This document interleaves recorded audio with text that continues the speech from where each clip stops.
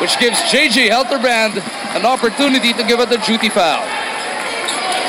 Not the best 4-on-2 situation there displayed by NLEX, but still they were lucky enough to fish off that foul. But again, for this guy, as soon as he gets that ball 3 feet and below the basket, expect a slam dunk. But one thing lacking there really was defensive effort of the NLEX Road Warriors. Al Thornton, who shoots close to 84% at free throw line this tournament, misses on the first.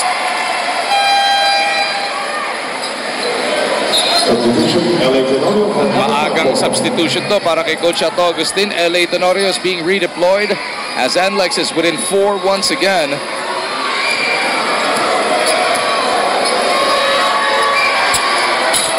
Mintis pareho para dito kay Thornton. Now LA is looking to push this lead up once again to a more comfortable margin. Foul from behind, Enrico Villanueva pushing off against Dunnigan. And some extracurricular activities right after the whistle was blown.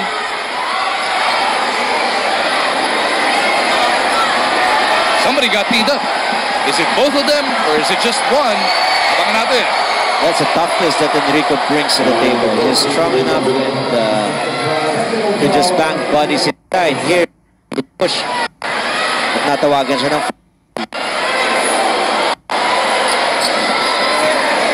parang ano bulsong tinik na batukan at itong si Enrico at nabigyan pa ng technical foul. Technical foul for second motion dito kay Enrico, pero pinapaliwanag niya sa ating officials, tinayo pa siya sa ibabaw. Siguro na officials, dapat nag-back up ka na. Ayun, no? Yung space. Danigan. Tanong doon, sino yung may principle of verticality? Magkapatong sila. Tama yan. Dunnigan inside from LA. Dunnigan showing us the touch. Balik sa ani mga bante ng Ginebra. The pick and roll play or just sliding strong to the basket is one play that Ginebra can really milk. Dahil nga, look at the roster of NLEX right now. Noah Sitaulaba, handicapped ito si Al Thornton. Mahirapan dumibensa. Jonas trying to locate Ramos inside. Play broken up. LA pushing hard. AJ! No other recourse for the rookie but to give up the foul. Pero ito si Helterbrand once again showing us that burst of speed. Nakakuha ng magandang pahinga ito si Drink Fountain of Youth. Yeah. Diba? He started his ball game and he still has enough energy to run the length of the court and finish fast break situations. At nabibigyan naman ng oras, 3 puntos na. Itong si JJ may kasama pang 2 rebounds. JJ in only his 4th game of this Commissioner's Cup. Winning quality minutes here, pushing the Ginebra lead back up to 7. Jonas to Ramos. Nakita si Thornton. Barakel has been on him since the first quarter of action. Major collision on the way to the cup. Thornton and Barakel. Kabanggaan, Barakel whistle for the foul. Just an experienced guy. Itong si Sel, itinira na lang. 2 free throws ulit ibibigay sa kanya. Thornton takes care of the first as we go back to Ms. Salgavara. Kay Al Thornton, it means that if he's healthy, NLEX has an import who is more focused sa game plan. At ang NLEX nga has been doing maintenance rehab for their import para mas makatakbo, makatalon itong si Al Thornton, which they hope will make him easy to score. Like sa inyo. Thank you, Ms. Sal. Well, this guy is a legitimate NBA veteran. Were it not probably for some problems with his knee. And nasa NBA ngayon yan. Pero with the kind of confidence that he is generating because of the PBA and the strength, again, yung kanyang tuhod, just a matter of time. Bata pa ito, makakabalik sa liga. Slaughter with that looper. Kagandahan dyan, sinusukli ni Thornton ang lahat ng kanyang makakaya dahil natutuwa siya na binigyan siya ng pagkakataon ng NLEX to sabihin na natin try and rehab his knee while playing professional. There were a lot of loose talks already that he was on the way out after that very slow performance of NLEX here in this conference. But ito, hirap ng kanyang mga ginagawa. Kasi tandaan natin, NLEX is one of the 4 teams na pwede sana magdala ng Anli height na import, pero sumugal sila dito kay Thornton. So, kasi nga, they had to defer to Asi Taulapa. They thought they're better off having a guy who can play inside and outside. But hindi naman sila pinahiya. Si Thornton, especially in the last 4 games, there are actually 3 wins and 1 loss. Villanueva to Ramos. Quick release from the baseline. Sumobra. Asi now on the floor. Gets it to Jonas, who touches it to Ramos. Walang putas ang NLEX. Haba pa naman ang kanilang shot clock. Thornton once again. Eluding the defense of Baracael. Ramos for 3. No. Slaughter and Asi battling for it. It ends up with Helterbrand. Oh, it goes without saying that in order for the defense to loosen up,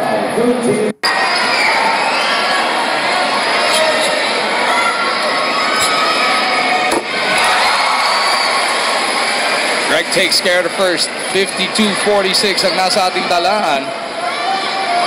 Just a little over 6.5 remaining in the third. Greg goes 2 for 2.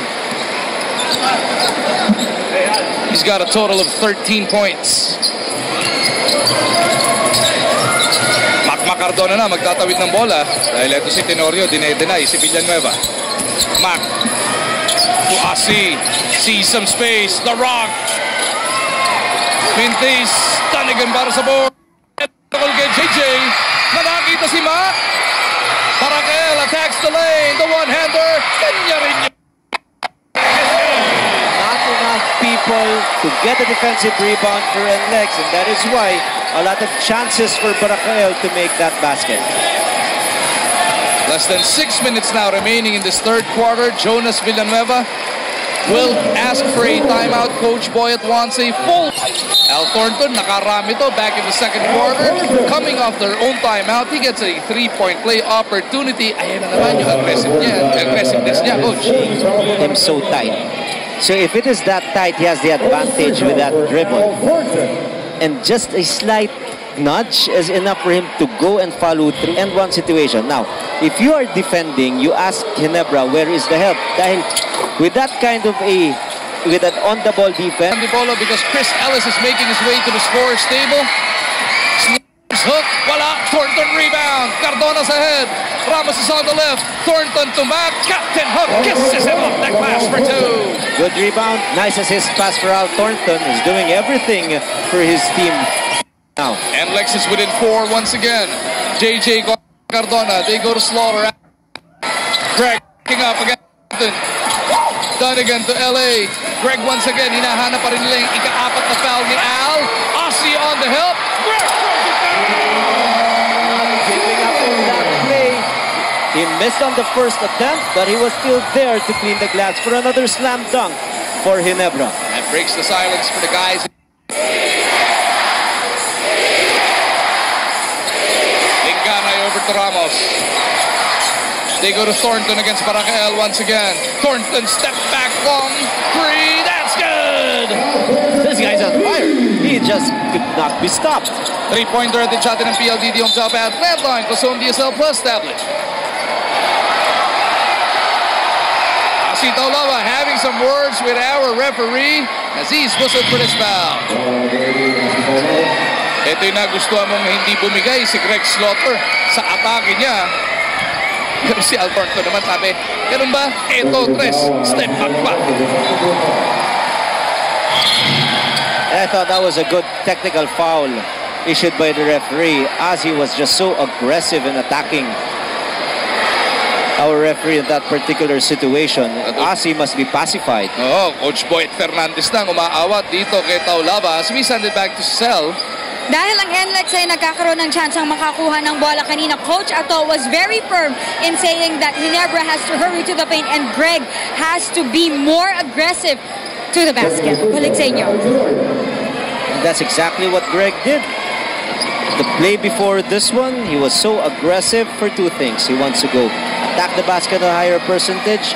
Number 2, probably can get the 4th foul. Al Thornton has been able to nurse his 3 fouls, which he got in the early part of the second. Ito yung nangyaring nireklamo ni Asi Taulapa. No? That reverse angle. That finger right there really was enough to elicit a technical foul. Bawal turuin ng referee, Bawal. ano? L.A. Tenorio joined on the floor now by Mark Caguioa and Chris Ellis as well as Japet. Enrico meeting Japet up in the air. Whistled for the foul. Ultra important really for Japet Aguilar to accept his role right now. They've tried that 3 big man rotation wherein Aguilar, Donegan, and Slaughter plays at the same time. But here, he was able to get a nice assist pass from L.A. Tenorio. Why am I saying that it's very important for Japet Aguilar to accept his role? It is because hindi pwedeng tatlong malalaki maglaro yung Ginebra dahil babagal sila. Pero pag makakuha siya ng important quality minutes every time he steps inside the court, katulad niyan, meron na siyang 6 na puntos. Up, swings it back out. Thornton has Ellis right on him. They go back to Mac. So, Asi boards it. And he is fouled by Tenorio. Offer help dahil mahirap na istapin si Thornton eh. Dadalawa pa lang din naman ang tres ng NLEX. Pero pwede may isugal yan hanggat di sila nag-iinit, ano? Pero si Thornton locks in another 3. Make that 4 3-pointers. Kanina dalawa lang. Hindi rin nag-work yung defense ng Ginebra ron. NLEX within 3. Japet to LA. In traffic. LA fouled by Cardona.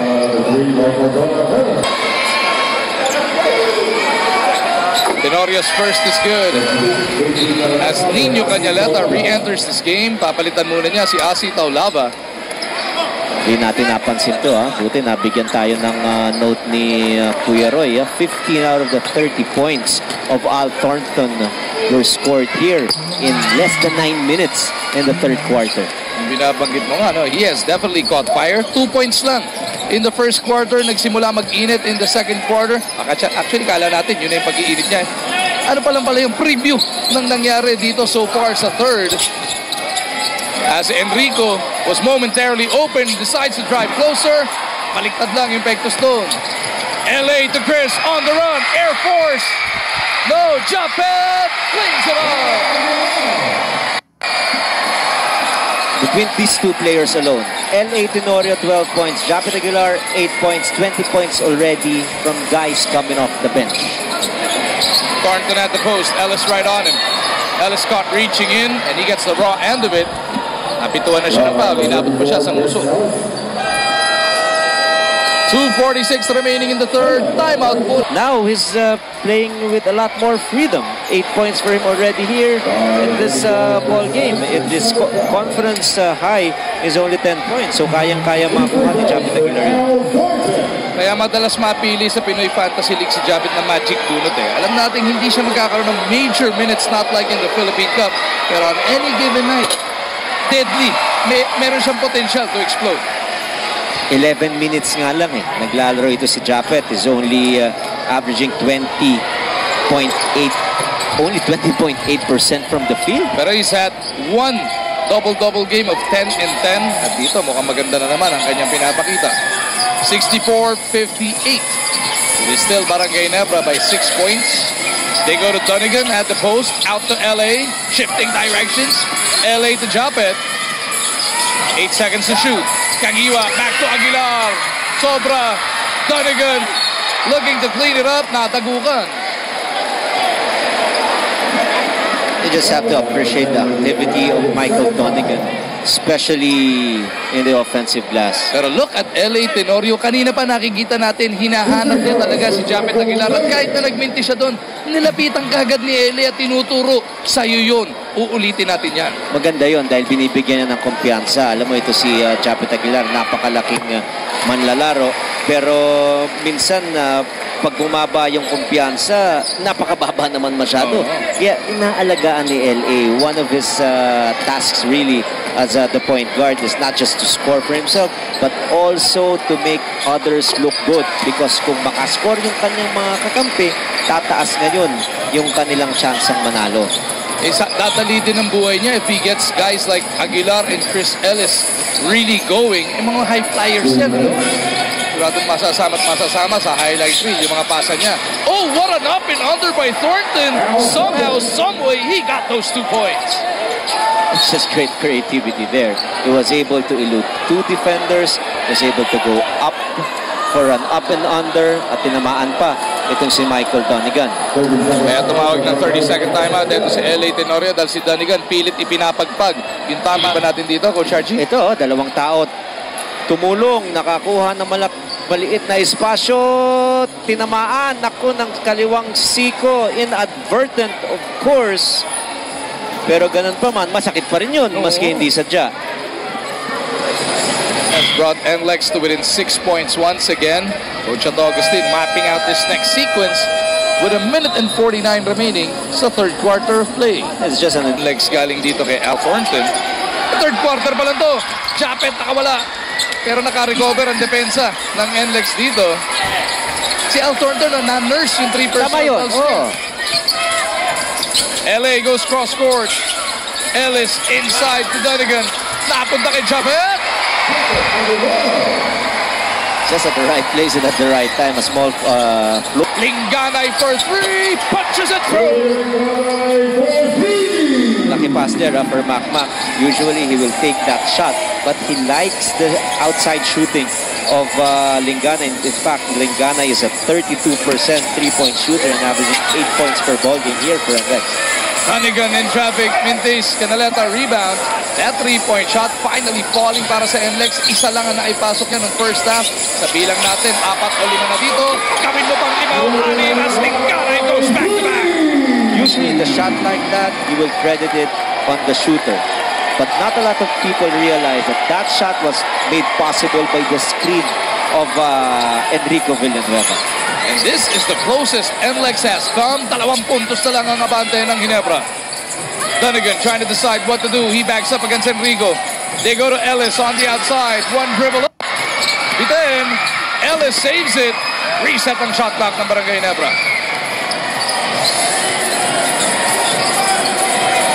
Aguilar. Pupunta ulit kay LA. Trying to look for that crack in the defense. Fearless move against Thornton. And NLEX will have a chance to tie this game as Thornton is fouled. 2 free throws coming up. There's one thing that always go on the side of Al Thornton is he is very rahat. Pero siya, focus pa rin siya sa kanyang laro. Karoon pa nga tayo ng import. Ultimo sa kakampi. Nagalit eh. May iba pa nga nananakal eh. Oy, ito pangalawang free throw ni Thornton can tie this game for only the first time tonight, Coach RG. 34 big points despite the fact that he has a little struggle from the free throw line. The 20th point here in this quarter for Big Al, 35 total. First deadlock of the night. Tenorio nakawala. Nice, great stopping power. Donegan sa kabila. Clings it out.